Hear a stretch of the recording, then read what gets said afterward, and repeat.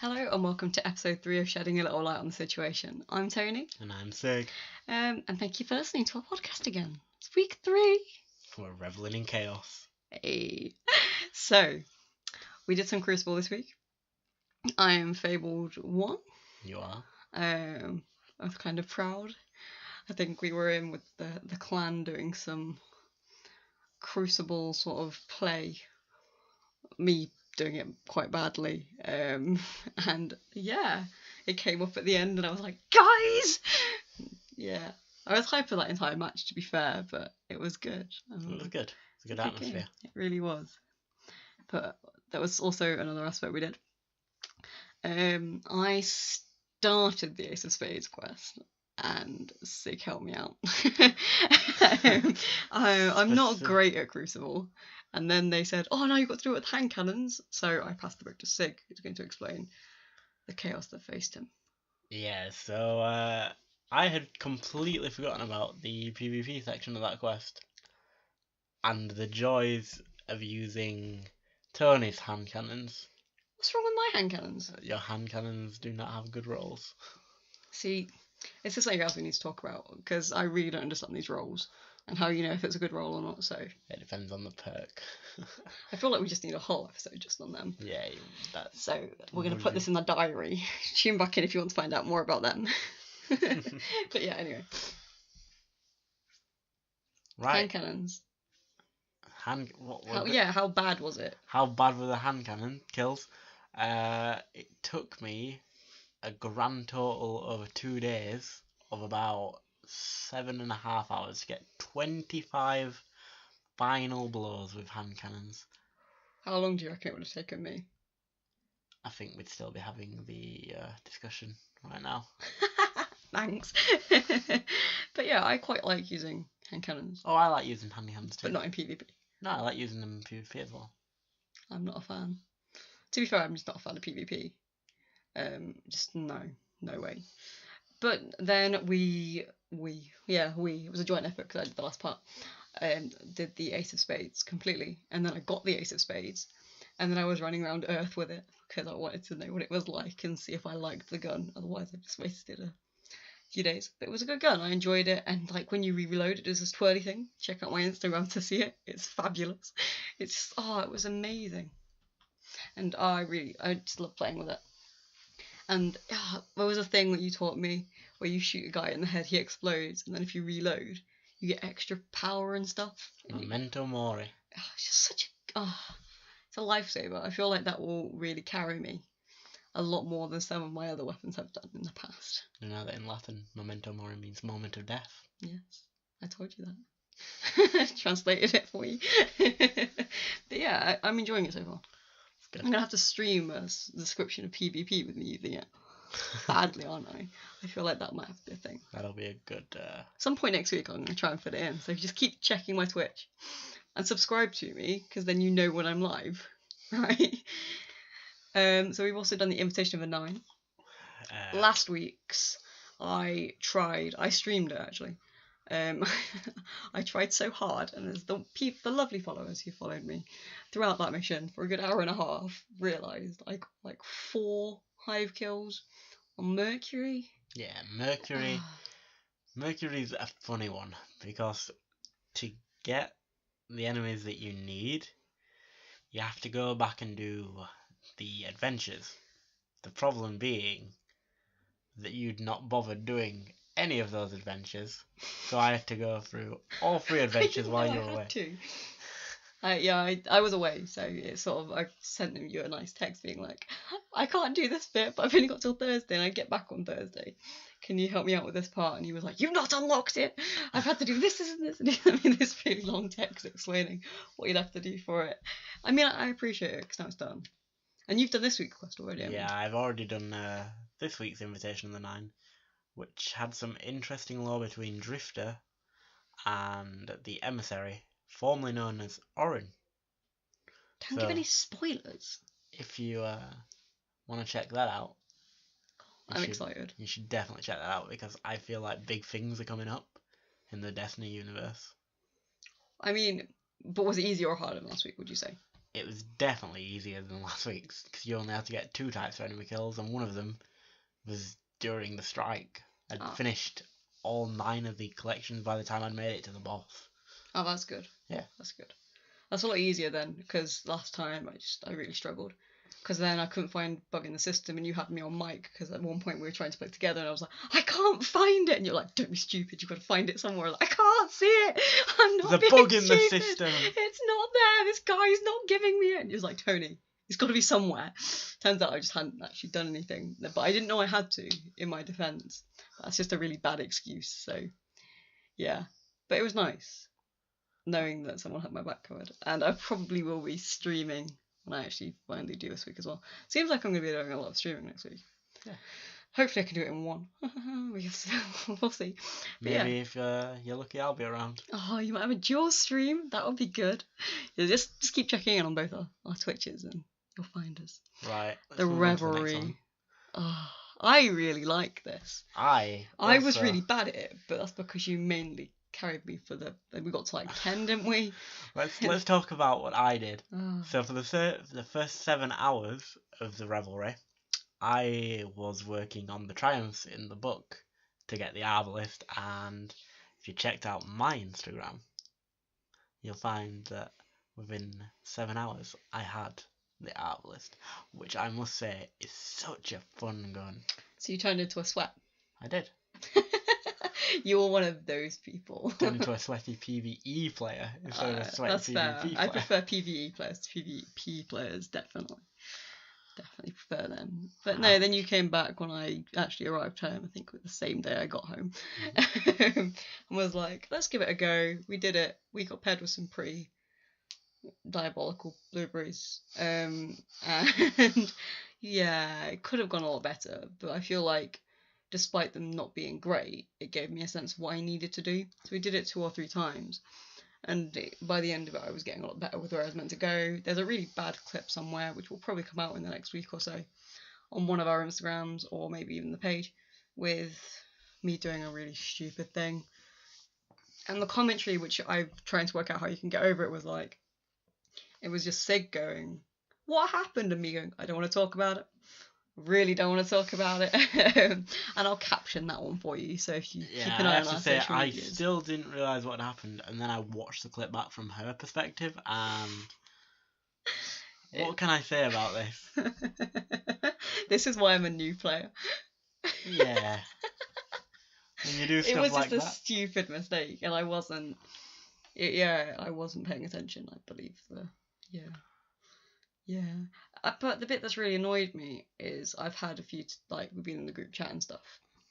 And even people who quite like PvP are complaining now about Crucible and what the Revelry's done to it. So, with the introduction of the Revelry, you had the Reveler's Tonics, and by spending 50 of the Reveler's Essence, you basically can have either your class ability cooldown very fast, your grenade ability, or your melee ability, and it makes for an interesting situation, especially if you have more than one piece of armor. Oh. Because even with one piece of armor, you're getting your grenade back incredibly quickly.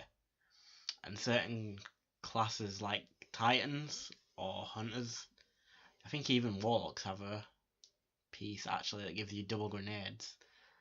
And if you're thinking about getting a grenade back every 2 to 5 seconds, on top of having basically 2, you basically never run out of grenades, and you can just spam this. People are taking quite a big advantage of the situation. Yeah, and for new players like me, we've got no chance. I mean, we don't have much of a chance to start with, but it's really an oversight by Bungie, I think. They did come out with a comment saying that it was an experiment to try and switch up the sandbox, and they realised that they had overshot it. But I think that stuff like this can be fun. Yeah. But I think there's a time and a place for it to be implemented. And quick play's fine, but we still have Quick play's not fine. Quick play's not fine, but it's better. It's better than it being in the competitive playlist. You can't add ability spam into the game, otherwise you're just gonna end up back where we were with Destiny 1. And in that time period, the grenades and stuff back then were just super powerful. Like, if we have any listeners that are a Destiny 1 player, they'll know what I'm talking about. The dreaded sticky grenades, or the dreaded skip grenades of Destiny 1. Yeah, because you were on about skip grenades with another person. I think I was like, what's a skip grenade, guys? And you were like, Toni, no. I'm not bringing this back up. It's not happening. Like, no, it's too harming. It's not happening. But yeah, I saw from your reaction that you weren't impressed. Yeah, I don't think many members of the community are. It was fun at first, but now it'll be 3 weeks long. 3 weeks of this, and if you think about the fact that starting next week we have Iron Banner back, it's gonna be rough, because in Iron Banner your power level matters. So if you're a low level player and somebody has enough Reveler's tonic to basically keep applying their buff every hour, there's going to be a lot of ability spam.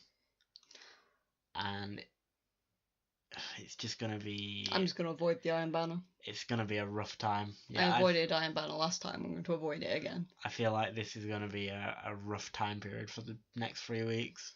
Yeah, I mean, I enjoyed doing that part, and the powers were pretty cool, because like, I rely on my grenade quite a lot, and I do stab people in the face quite a lot.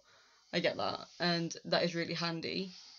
But at the same time, in PvP, as much as I want to do that, I feel like that's not sort of the idea. It's not. There are workarounds for it. Like, that's the point of certain exotics. They give you the ability to have more than one cooldown. Yeah, but then if everyone's got it, it's just, if it's every 2 to 5 seconds, the game becomes ability of the game and not a looter shooter. Yeah. Which is what Destiny's meant to be. Yeah. Yeah, I'm hoping it sort of picks up, but I feel like these 3 weeks might not be ideal. These 3 weeks are probably going to be a rough 3 weeks for the Bungie feedback team, if you ask me. I mean, by all means, I'm going to carry on doing it, because I really like the armour I'm getting, and it does look pretty nice. I put some on my Instagram. Oh, don't get me wrong. Like, the Revelry PvE section is fine. Yeah. I thought it was just going to be a reskin of the Haunted Forest, and it is just a reskin of the Haunted Forest, but mechanically, it's quite a fun little horde mode. Yeah. So you just go in, you beat up ads, you get more time, and you go and face 5 bosses and get some rewards. And generally, the rewards are at power level or higher. That's a useful thing, because I need to power up, as I'm on 666 right now, my hunter, secretly the devil. But I need to up it, which is always the idea. And sometimes you'll do things and you don't get things to help that. But this does. I also like that in the Revelry, you can go and pick up bounties from Eva, and by doing certain things within the Revelry, using the Reveler's tonic, you can actually get engrams specifically that you need. So you can get like a helmet engram, you can get a chest engram, an arm engram, a leg engram, and a class item engram. Good. So if you need a certain piece you can get that's lower, you can work on getting that. You can get that, and then you'll be able to level up even quicker. That's always good. It helps the grind out a lot. It's something that's been missing from Destiny 2, because in Destiny 1 we had factions, which we kind of had for a little while in Destiny 2, in the faction rally, but they were nowhere near as fleshed out as they were in Destiny 1. So in Destiny 1 you could select a faction, and you could change the faction weekly towards the end of the life cycle. So a bit like a more regular version of the Drift of Vanguard thing, but without the dire consequences. Basically, yes. So you could change it every week, but every time that you get experience in the game, it went towards a package. Oh, I do like a package. And you could pick between a weapon package or an armor package.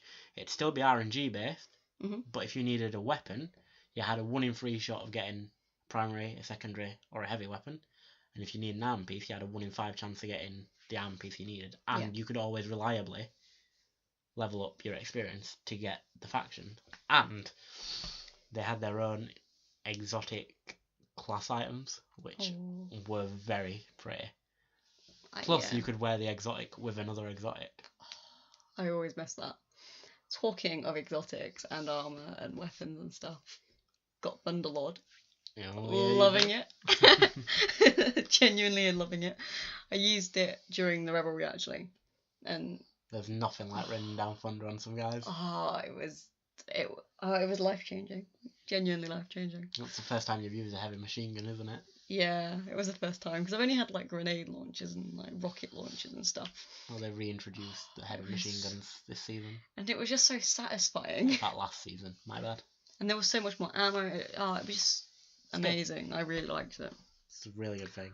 Also, you guys did a raid. We did. I wasn't around. I'm gutted, but I also feel like I would have been a huge hindrance to you. The clan did Scourge of the Past for the first time. We haven't done a raid in a while in our clan, but that night was a good night.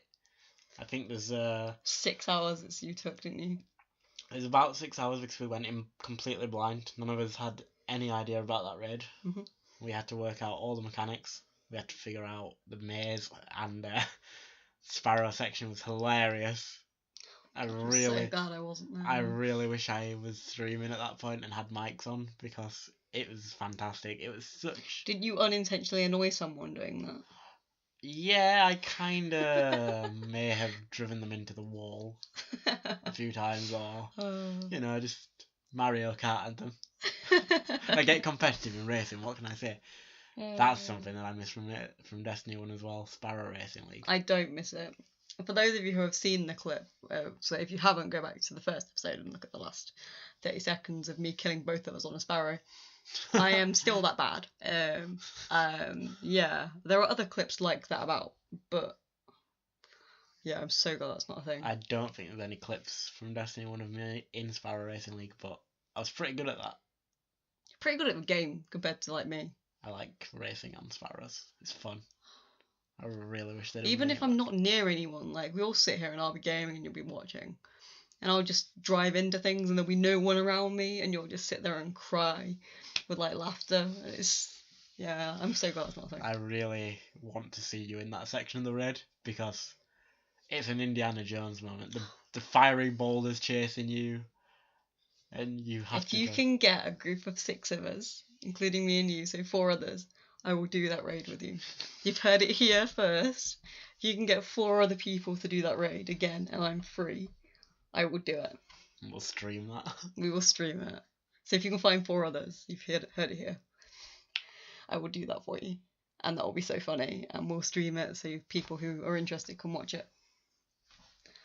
So, we're now going to move on to the beloved TWAB, however we want to say this. The TWAB. As mentioned slightly last week, Spectral Blade is getting its nerf soon. Let me just look up the specifics of this. But I mean, it needed that anyway, didn't it? It really did need the nerf. It's become quite... It was kind of difficult when you're in PvP, if someone had a Spectral Blade, to beat them. People would see it and just jump off maps and stuff. I used Spectral Blade for a bit, and you just hear the wide shed panic when anyone saw the word Spectral Blade, and then they realise it was me. And we're like, oh, don't worry guys, it's fine. But anyone who can actually use that super, it's immense. Like, there is no way it couldn't have... It needed to be nerfed. It had to be. Yeah, so I believe that they are reducing the damage for the out of stealth down from 60% to 52%. The in stealth damage is being reduced from 62% to 54.4%. It's a lot better. It still has the survivability that it's had, because I feel like once it's out of its invisibility, it is easy to kill if you team shot, if you work well as a team. Just like any super, really. I've been killed in that, but I feel like that's not just because of me not using the invis. I believe that's also because of my gameplay. I'm forgetting to use the invis. The super will last 23.5 seconds now if you don't use any attacks. Mhm. But if you use your attacks, it's down to 14.5 seconds. That's good. That's 3 seconds The less. light melee cost is increased by 50%, meaning that every time you take a swing, you're losing 50% more of your super than you were. I'm going to have to change my super play, aren't I? You are going to have to. Oh, that's so sad. As for the exotic that pairs with it that everybody uses with Spectral Blades, they are not doing anything with that at the minute. Okay. Any reason why, do you know? They want to see if the initial changes to the blade itself is enough. Yeah. Because they don't want to do what they did in the past. They don't want to nerf everything into the ground. Like Nova Warp. That was probably used more than Spectral Blades at one point when it first came out. Yeah. And they nerfed it. And for the last 2 months you've not seen anybody using that super really. No. And then they buffed it back up a little bit and you've seen a few people starting to use it. Do you use that one? I don't anymore. I use Dawnblade. Okay. So yeah, was there laws in the TWAB this week? Mainly because Revelry's still going on, I'm guessing. Yeah. Not a lot of big updates. So yeah, we had some questions we're going to ask. That we have 6 this week. So don't forget, if you've got any questions, write them below or on our social media. We have Twitter, Instagram and Facebook, which will be at the end of this video and below if you're on YouTube. And yeah, our first question, we'll take it in turns to sort of answer if we can. What's the best thing to do when a raid comes out? Best thing to do when a raid comes out is to basically prep yourself with loads of coffee. Okay, I can do that. I've only done the first part of a raid. And the first thing I did was write left and right on my hands, which also, if you have me on Instagram, you'll see. I'm really bad with knowing my left and my right, so having them written on my hands, is really good for me, because then I know. The best thing to do when a raid comes out really is to communicate with your clan, if you have one. Yeah. That you are actually doing the raid and who's doing the raid, and then what time. Usually you'll team up into groups of 3, so 2 groups of 3 or 3 groups of 2 if you want to do it that way, and you'll go out and you'll complete basically the campaign of that season. Yeah. And level yourself up to as high as you can get that week, because most of the time you'll always enter a raid at lower than needed. Yeah. And that's the point. The raid's there to bump your power up, and it's meant to be hard. But it's one of the most fun things you can do in Destiny. I know from the sort of hour or so we did before we had the incident where we couldn't finish it because we had a few technical issues. That was really enjoyable. I did have moments where I was really stressed, but I feel like that's because my first of a time and you guys have been around for ages and just I didn't want to let you all down. And then throughout the game, I think people could sense I was stressing, and they were like, Toni, calm. It's different playing a raid that's been out for ages, because by that point, most people have learned how to do the mechanics and they can walk you through it. But when a raid first comes out, you enter it, you've got no clue what's going on, and you've just got to work out all the puzzles, and that's the amazing thing about a raid. But would you say for a new player just starting in a raid that's just come out, let's say that even if the power level was high enough, would you sort of say do some easier ones first to get to gist with it, or what would you say? Well, every raid's different, really. Okay. So. Oh, I wasn't sure. Yeah, every raid is different. The mechanics in every raid are different because it's meant to be a puzzle. It's meant to be hard. That's fair. So our second question: what are the best tips for new players? I'm going to start this one. My best tip is don't compare yourself to other gamers, because if you're just starting a new game, you're not going to be the best. By all means, the saying, get good. You do need to get good, but that's also the way I interpret it is spend the time learning if you're that interested. Even if that's just an hour a week, if that's an hour a week you spend and you dedicate yourself to it for that hour, and you're talking to the people who play, or you're listening to this podcast, or you have a clan and you ask them questions, learning that way, or even if you don't play the game and you read up on lore and things like that, just dedicating yourself to that time just to be dedicated, I believe. Get good, practice, but you're not going to be the best the first week you play, especially if it's your first ever video game. It's not going to happen. I'm almost 5 months in and I'm I know there's loads of areas I need to improve. I can definitely corroborate that. I remember entering this game thinking that it was going to be a lot like Halo, and it really wasn't. The first time I entered a raid, I was awestruck. I was like, what's going on? I remember the boss moving around and teleporting, and then there was all these little oracle things in the vault of glass, and you had to shoot them in an order, and if you missed one, it was a wipe for the team. Oh, God. It was so complicated, but it was so fun, and I've been hooked ever since. Okay, so the next one is a bit longer. Thank you for answering this question, it's really nice. So, I have booted up the game and done the weird training levels, and I'm all starry-eyed coming into this big world. What do I do? Such a flamboyant explanation. Usually, I'm going to try and answer this, and if I get it wrong, jump in by all means. I'm going to try and explain it. Go on, then. So, if you push on your Xbox, is sort of the only way now to do it. If you push your left trigger While you're in orbit, Yep. looking at the planets and stuff, it comes up and down the side when you push your trigger. It explains your tasks. I don't know how you do it on other consoles, but it usually points you from sort of watching other streamers and stuff. It just points you in the direction you need to go and what's next for you. As you get later on, you might start discovering quests in your inventory, and they're always marked in your inventory, and you can track those. Yeah. And you can follow what those do in your menu by hitting the ghost button, basically. Yeah. And it'll bring up every step that you need to do. Mm-hmm. There's always something to do. There's always a guide. Oh, yeah. You'll never be lost. And if you are, Google it. Google has answers. Is it Reddit? Google and Reddit. Reddit. Found the word of Reddit the other day. I think you were at work. The clan went answering, so I googled it and Reddit came up, and I was trying to find the bug in the system, and they were like, just do this, and I was like, it's not there, Reddit, what are you doing? But yeah, Reddit try and help as much as they can, and clans as well. But yeah, by all means, it's a confidence thing, I think, gaming. So if you've gamed before, you'll know that the more you play, the more confident you get, the better you get. If you're a new player and you have no confidence in what you're doing, you'll panic more and just bound to end in disaster. So confidence is key, is where I'm going with this.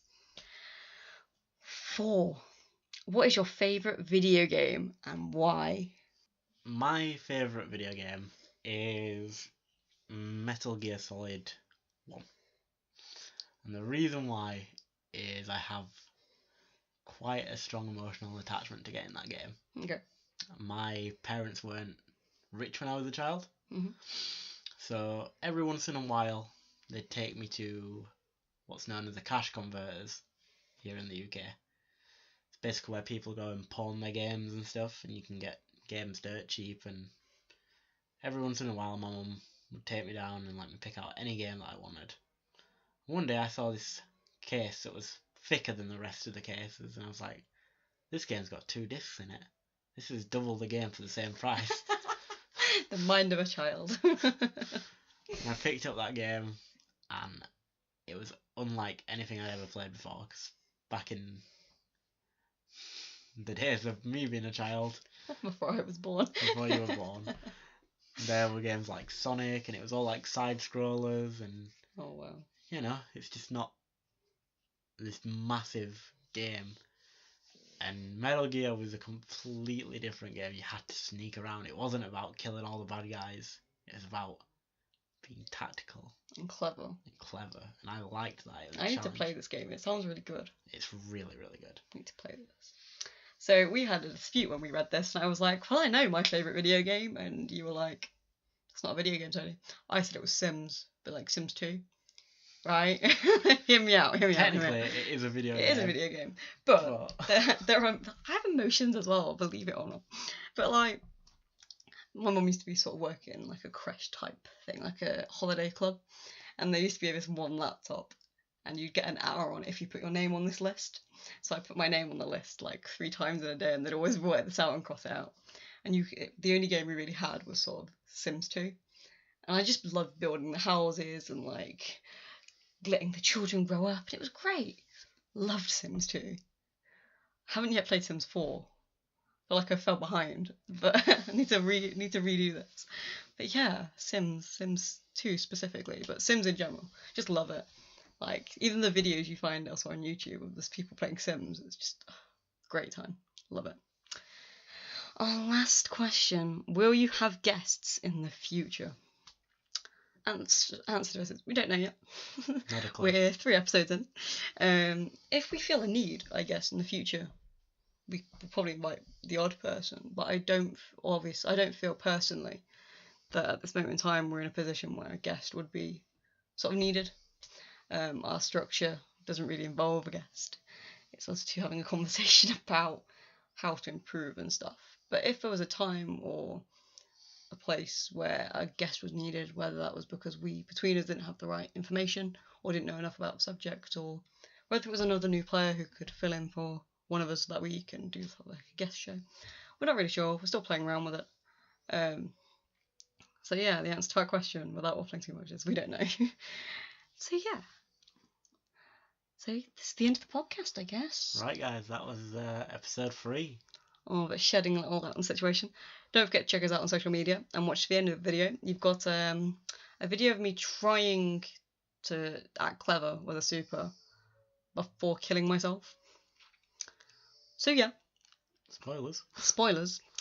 But that happens in most videos I'm in. To be fair, like the last 2 have had me dying at the end. So I feel like we'll just continue a trend of me doing stupid ways tonight at the moment. If we're lucky, we might even include a bonus clip in there. Ooh.